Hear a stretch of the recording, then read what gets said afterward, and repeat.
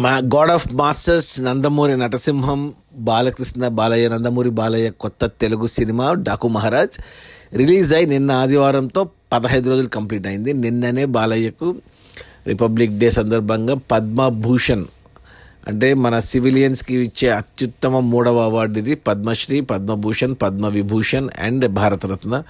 So అందులో direct Padma Bhushan ఇచ్చారు. మామూలుగా పద్మశ్రీ ఇస్తారు ఫస్ట్, తర్వాత పద్మభూషణ్ ఇస్తారు. చిరంజీవికి అలాగే ఇచ్చారు. ఎన్టీఆర్కు పద్మశ్రీనే ఇచ్చారు.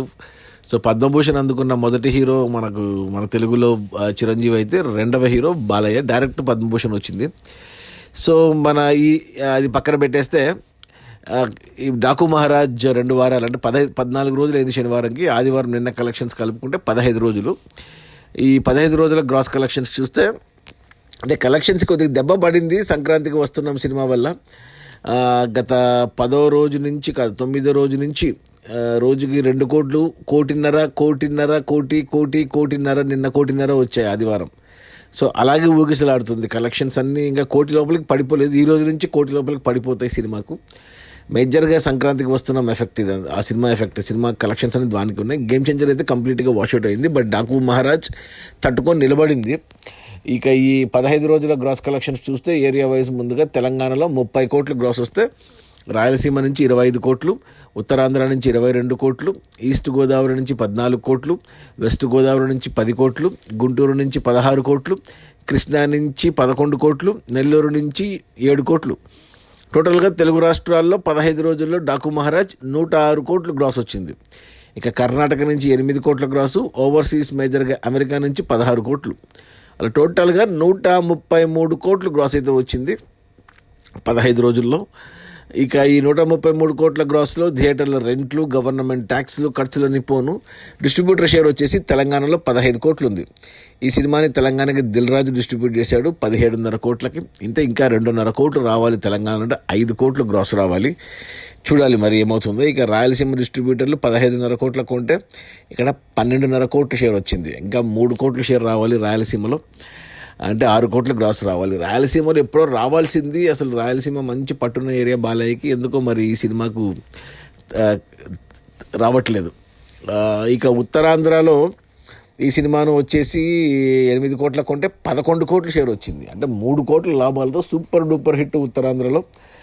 ఇక ఈస్ట్ గోదావరి డిస్ట్రిబ్యూటర్లు 6 కోట్లకు కొంటే ఇక్కడ వచ్చేసి 7 కోట్ల షేర్ వచ్చింది, కోటి లాభాలు ఈస్టులో. వెస్ట్ గోదావరి డిస్ట్రిబ్యూటర్లు 5 కోట్లకు కొంటే ఇక్కడ 5 కోట్లు వచ్చింది, బ్రేక్ ఈవెన్ అయ్యింది.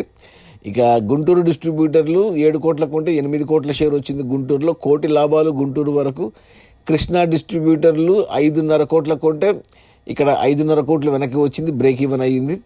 నెల్లూరు డిస్ట్రిబ్యూటర్లు 2.5 కోట్లకు కొంటే ఇక్కడ 3.5 కోట్ల షేర్ వచ్చింది, కోటి లాభాలు. సో అన్ని ఏరియాల్లో బ్రేక్ ఈవెన్ అయ్యింది, లాభాలు ఉన్నాయి. ఒక్క తెలంగాణ అండ్ రాయలసీమలోనే ఇంకా బ్రేక్ ఈవెన్ అవ్వాలి. అలా టోటల్గా తెలుగు రాష్ట్రాల్లో ఈ సినిమాను డిస్ట్రిబ్యూటర్లు 67 కోట్లకు కొంటే 15 రోజుల్లో 68 కోట్ల షేర్ వచ్చింది. అంటే ఓవరాల్గా చూసుకుంటే కోటి లాభాలతో క్లీన్ హిట్ అయింది తెలుగు రాష్ట్రాల వరకు. ఇక కర్ణాటక డిస్ట్రిబ్యూటర్లు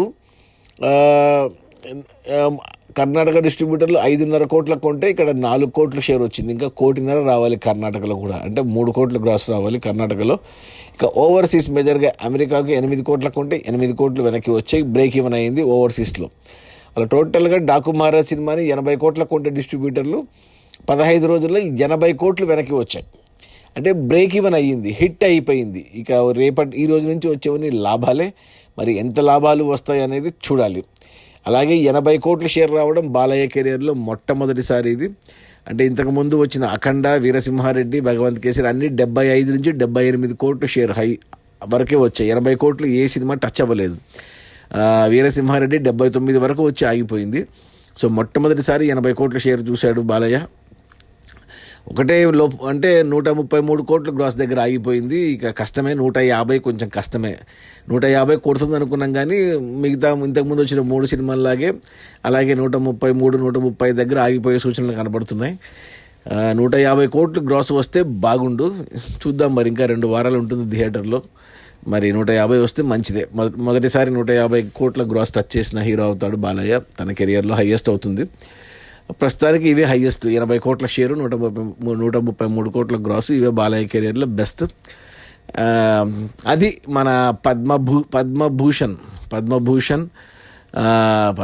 నందమూరి బాలకృష్ణ కొత్త తెలుగు సినిమా డాకు మహారాజ్. అంటే మనకు 12 రిలీజ్ అయింది తెలుగులో. ఆ తర్వాత సినిమా హిట్ అయ్యేసరికి 17వ తారీఖు శుక్రవారం తమిళ్లో రిలీజ్ చేశారు, అక్కడ కలెక్షన్స్ లేవు. ఆ తర్వాత మొన్న 24కి హిందీ డబ్ చేసి వదిలేరు, అక్కడ కలెక్షన్స్ లేవు. ఓన్లీ తెలుగులోనే ఉన్నాయి కలెక్షన్స్ ఈ సినిమాకు.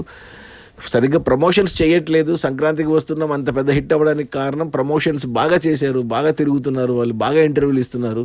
బట్ డాకు మహారాజ్ టీం అసలు ఎటువంటి ప్రమోషన్స్ చేయట్లేదు. అది కూడా ఒక కారణం కలెక్షన్స్ లేకపోవడానికి. ఏదేమైనా మొత్తానికి సినిమా అయితే హిట్ అయింది. సంక్రాంతికి వస్తున్నాం పోటీలో గేమ్ చేంజర్ వాషౌట్ అయితే మన డాకు మహారాజ్ తట్టుకొని హిట్ అయ్యాడు. అలాగే 5 ఏళ్ల క్రితమే ఇలాంటిదే సీన్ జరిగింది. 2019లో వినయ విధేయ రామ, ఎన్టీఆర్ కథానాయకుడు అండ్ F2 ఈ 3 సినిమాలు సంక్రాంతికి పోటీ పడ్డాయి. అప్పుడు వినయ విధేయ రామ వాషౌట్ అయింది, ఎన్టీఆర్ కథానాయకుడు కూడా ఫ్లాప్ అయింది, F2 బ్లాక్ బస్టర్ అయింది, సంక్రాంతి హిట్ అయింది. ఈసారి కూడా అదే జరిగింది. ఏమంటే డాకు మహారాజ్ హిట్ అయింది.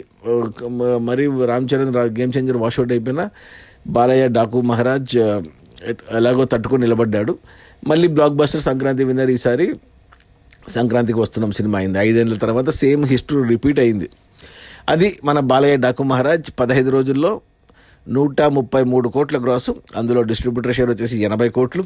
సినిమా బడ్జెట్ 140 కోట్లు అయితే డిస్ట్రిబ్యూటర్లకి 80 కోట్లకు అమ్మారు. 80 కోట్లు వెనక్కి వచ్చి సినిమా బ్రేక్ ఈవెన్ టచ్ అయింది, హిట్ అనిపించుకునింది. ఇక ఈరోజు సోమవారం నుంచి కలెక్షన్స్ తగ్గినా ఇక వచ్చేవన్నీ లాభాలే ఓవరాల్గా.